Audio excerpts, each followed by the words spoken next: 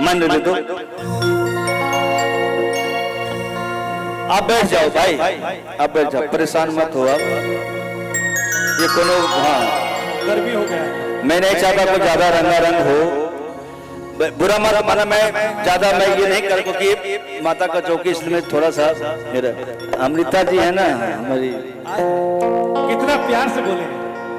हेती चुकी से दोस्त बनी, हेती चुकी कौन रहा? शुरू से जब हम 9 साल के रही तभी से दोस्त बनी, और हमें बुझा था कि आखिरी तक रही। चले प्यारी राजा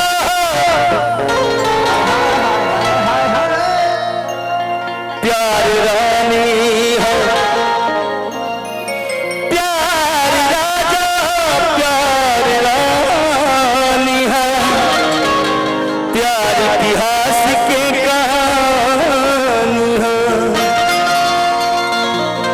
केहू परिभाषा नहीं है लेकर, प्यार का गंगा जी के पानी है।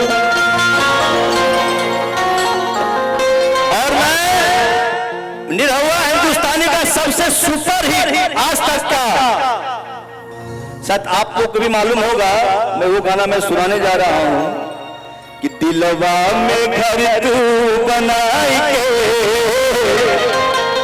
उड़ जाए तू ये मैना। सुने